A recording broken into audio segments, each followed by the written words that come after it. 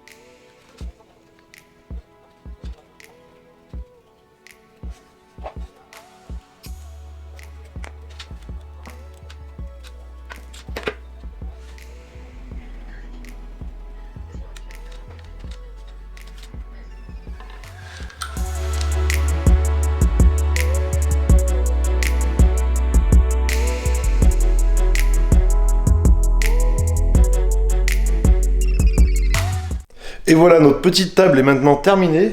Et ben le style est plutôt chouette, hein, franchement. Tu vois, ça bouge un petit peu, on a l'impression que c'est en lévitation. Voilà.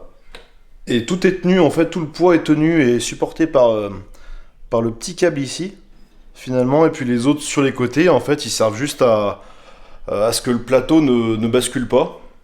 Donc, eh ben, ouais, c'est une bonne découverte, cette tenségrité. Alors, pour les plateaux, à la base, je voulais partir sur des plateaux carrés, mais j'ai trouvé ceux-là chez Action, voilà, magasin Action, donc pour je crois 4,90 €, donc à ce prix-là, ça vaut même pas le coup de les fabriquer. Et en plus, ils sont plutôt jolis, c'est en bois de manguier apparemment. Voilà, donc ça fait un joli bois quand même. Plutôt sympa. Donc ici, j'ai mis des crochets, justement en fait pour tendre les câbles. Donc j'ai desserré les crochets à fond, j'ai mis le câble du milieu, et ensuite j'ai resserré doucement les crochets jusqu'à tendre les 4 fils. Voilà, donc c'est du câble en acier, avec un revêtement de plastique. Donc c'est plus agréable qu'un câble de vélo. Voilà, je vous mettrai bien sûr tous les liens en description des accessoires, donc du câble, des crochets. Il y a ça aussi. En fait, ça c'est des petits inserts en alu. On passe le câble dedans et en fait on le resserre à la pince. Et puis bah voilà, ça fixe le câble. Je trouvais ça plus joli que mettre des trucs à visser. Au niveau du poids, alors je sais pas combien ça peut supporter. On va déjà mettre une plante dessus pour voir ce que ça donne. Hop, on va mettre celle-là. Et voilà le résultat avec la plante. C'est vrai que le style est assez épuré. Alors au début pareil, je voulais laisser les fers noirs. Mais finalement, je trouvais ça plus joli de les meuler jusqu'à les faire blanchir. Ensuite, j'ai passé un coup de vernis transparent brillant. Voilà. Et après, c'est simplement vissé avec des petites vis auto-perforantes. Enfin, c'est des petites vis avec la tête fraisée, en fait, ça évite que le bois il éclate. Et ça évite de pré-percer aussi. Regarde-moi cette petite plante comme elle a l'air heureuse. Elle peut danser maintenant. Voilà, bah en tout cas, j'espère que cette vidéo vous aura plu. N'hésitez pas à vous abonner à la chaîne et on se retrouve très bientôt dans un prochain projet. A plus, ciao!